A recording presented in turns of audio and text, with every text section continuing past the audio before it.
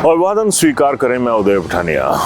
इस बजट ने पूरे हिमाचल के बजट को हिला के रख दिया है और बहुत कुछ हिला इस बजट के साथ। आम आदमी की उम्मीदें हिली, सरकार की उम्मीदें हिली और भरोसा भी हिल गया। और जो पहाड़ों वाला राज्य है ना, उसमें पहाड़ जैसी मुसीबत खड़ी हो गई है और हालात ये हो चुके हैं कि अब सरकार को औचक कैबिनेट मीटिंग भी बुलानी पड़ रही है। और खबरें तो ये भी आ रही हैं, अगर वहाँ पर कुछ मैनेज ना हो पाया और हर किसी के सहयोग की जरूरत पड़ी तो एक दिन का जो विशेष सत्र है विधानसभा में वो भी बुलाया जा सकता है। लेकिन अभी ये पुष्ट नहीं हो पाया है कि ये सत्र होगा तो कब होगा।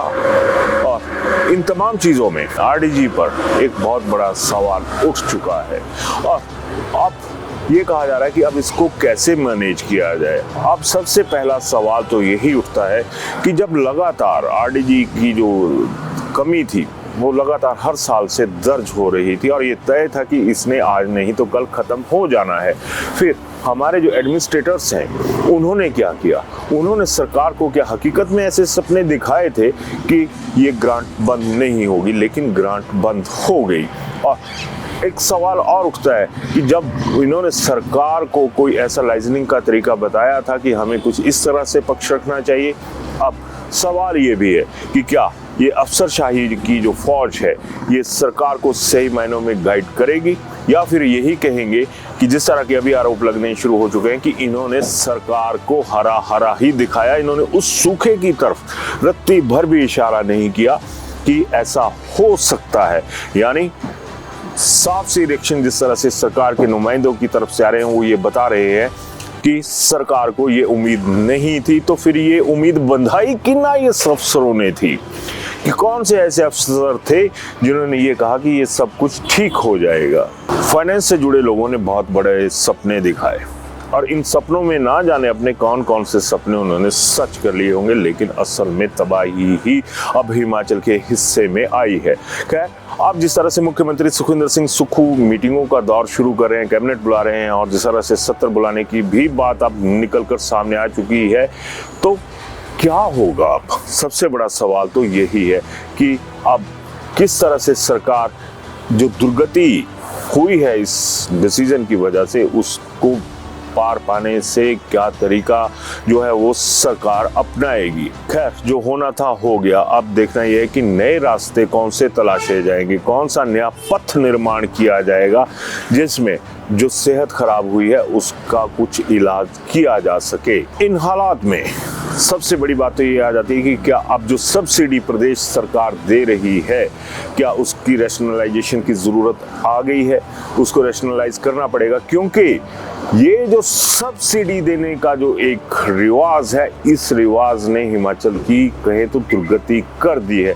होना ये चाहिए था जो सब्सिडी दी भी जाती है उसमें लगातार वक्त के साथ कमी की जाती है कि इसमें ये कटौती करनी पड़ेगी, इस चीज़ में हमें थोड़ा सा जो बदलाव है वो लाना पड़ेगा।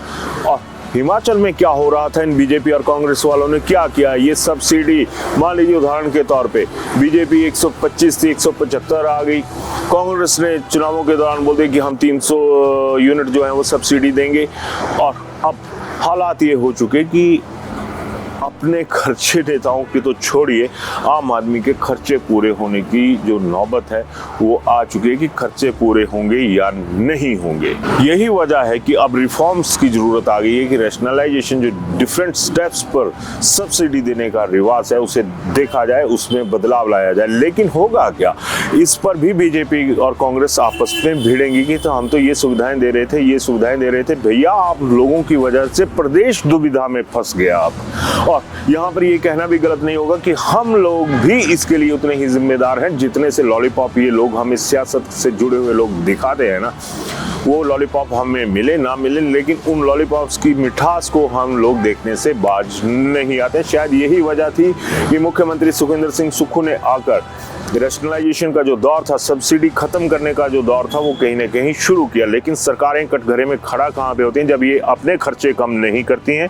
और उन खर्चों की जो भरपाई है वो आम आदमी की जेब से करने पर उतारू हो जाती हैं। तो ऐसे में ये तो ज़रूरी हो जाता है कि अगर आपने आम आदमी का हक देखना है, आम आदमी को उसकी सुविधाएं देनी है और उसकी सुविधाओं में कटौती करनी है तो बीजेपी कांग्रेस को भी अपनी सुविधाओं में कटौती करनी होगी। चंद एक लोगों के लिए जो 75-80 लाख की आबादी है उनकी सांसें अटका दी जाती हैं। अब इसमें क्लीन चिट किसको देनी है ये आप लोग तय कीजिएगा, लेकिन हालात तो ये हैं कि मुख्यमंत्री सुखविंदर सिंह सुक्खू के अभी तक जो फैसले थे जिस पर बीजेपी लगातार आंखें तरे रही थी, अपने बाजू चढ़ा रही थी, अब प्रदेश उतरने के कगार पर पहुंच गया है।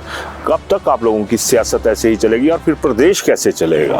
और ऐसा नहीं है कि सब्सिडीज जो मुद्दा है उसके साथ ही बहुत सारी चीज़ों का हल होगा। बहुत सारी चीज़ें पहले दौर में ऐसी हुई हैं, तमाम मुख्यमंत्री तमाम सरकारें इसमें जिम्मेदार रही हैं कि जब एम्प्लॉयमेंट की बात आती है तो एक दौर में, अभी की तो वैसे ही लाले पड़े हुए, लेकिन एक दौर में थोक में नौकरियां चली रहती थी और वो भी जो एक बजट है वो हम लोगों को भी समझना पड़ेगा कि वो बजट कहीं ना कहीं जाया होता था। और यही वजह थी कि कहते थे कि भाई अब उनकी देनदारियां देने में लोन लेने पड़ रहा है। अब नौबत ये आ चुकी है कि देनदारियां देने के लिए, उधार लेने के लिए जो लोन है वो लेना पड़ रहा है। अब सब्सिडी वाली ही बात करते हैं। पात्र लोगों को सब्सिडी मिलना बहुत ज़रूरी है क्योंकि वो उनका हक बनता है और सरकारों की जिम्मेदारी बनती है कि जो पात्र हैं जिनको ज़रूरत है उन्हें आप सुविधा मुहैया करवाइए। लेकिन अब एक मेरा जनता के साथ भी सवाल रहेगा कि जब हम वोट डालते हैं तो हम लालच में वोट डालते हैं और वो लालच कौन हमें बढ़ा देता है, हम उसकी तरफ चले जाते हैं। अगर इलेक्ट्रिसिटी की जो सब्सिडी है उसको ही देखें तो हुआ क्या, 1 मीटर पर 125 जो यूनिट्स थी उनको फ्री करने की बात हुई, लेकिन उसके बाद हम लोग भी कम चतुर नहीं हैं, हम लोग भी कम चालाक नहीं हैं। हुआ क्या कि ऐसे तथ्य सामने आए कि 1 मीटर पे 125 मिल रही थी तो 4 मीटर हम लोगों ने लगवा लिए।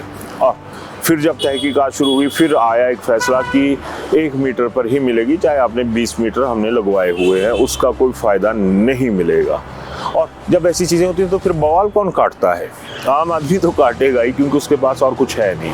लेकिन हमारे सियासतदान जो भी विपक्ष में बैठा होगा वो इस चीज़ पे आ जाएगा कि हमारा नुकसान हो रहा है, लेकिन असल में वो नुकसान जो है वो सामूहिक तौर पर हम सब का हो रहा है। जब इकोनॉमी वीक होगी, जब सारी चीज़ें वीक होंगी तो हमारी जो नेक्स्ट जनरेशन है, जो मौजूदा यूथ जनरेशन है, उसके सपने सच नहीं होंगे। हम छोटी छोटी चीज़ों के ऊपर जब फोकस कर लेते हैं और अगर कोई सुखविंदर सिंह टाइप नेता आते हैं, अभी तो टाइप क्या कहना, खुद सुखविंदर सिंह सुक्खू हैं, अगर कोई हार्ड डिसीजन लेते हैं तो बवाल शुरू हो जाता है और बवाल फिर दोहरा होता है। एक तरफ हमारे बच्चों को हमारी ही वजहों से वो बल नहीं मिल पाता, जो फाइनेंशियल तौर पे मजबूती चाहिए वो नहीं मिल पाती है, तो फिर असल गुनाहगार कौन है? ये नेता तो है ही है। कहीं ना कहीं हम लोग भी इस चीज़ के लिए जिम्मेदार माने जा सकते हैं, लेकिन सबसे बड़े जिम्मेदार तो एक बार फिर नेता आते हैं क्योंकि नीति निर्धारण इन्होंने करना होता है।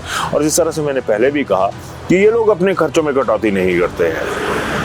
कोई देखा, हर किसी को नई गाड़ियाँ चाहिए, हर किसी को जो बढ़िया सुविधाएं चाहिए, आम आदमी की सुविधाओं के लिए देखता कौन है?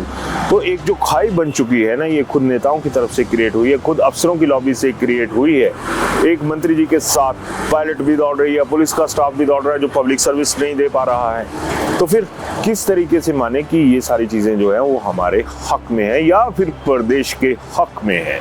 पिछले कल जब ये रेवेन्यू डेफिसिट ग्रांट का शोर मचा तो अनुराग ठाकुर भी दूसरी तरफ से आया और ये कहा गया कि जो जीएसटी में 0.8% था वो अब 1.4 जो है परसेंटेज वो हिमाचल को मिलेगी। लेकिन तथ्य वहाँ पर भी कोई सामने नहीं आया। एक जवानी जमा गुणा भाग जो था वो भी वहाँ पर सामने आया और हिमाचल अभी तक अंधेरे में है। एक तरफ बीजेपी की जो कहते हैं ना कद इतना ऊंचा है कि उसका अंधेरा, दूसरी तरफ कांग्रेस का कद भी ऊंचा है, उसके तरफ भी अंधेरा। रोशनी और जो है उनको ये बीजेपी और कांग्रेस रोक लेती हैं और हम लोगों के बीच में रहता है अंधेरा। तो अपनी राय जरूर दीजिएगा, लेकिन एक हिमाचली बनकर, एक बीजेपी और कांग्रेसी बनकर राय मत दीजिएगा, क्योंकि इसमें हमारा फ्यूचर जुड़ा है, हमारे प्रदेश का फ्यूचर जुड़ा रहा है और साथ में जुड़ा है हमारा जो यूथ है। तो सोचिएगा, अपनी राय जरूर दीजिएगा। धन्यवाद। शिमला होटल, घर के बाहर घर जैसा अपनापन। अपने वेकेशंस को सुनहरी यादों में पिरोएं शिमला होटल के साथ।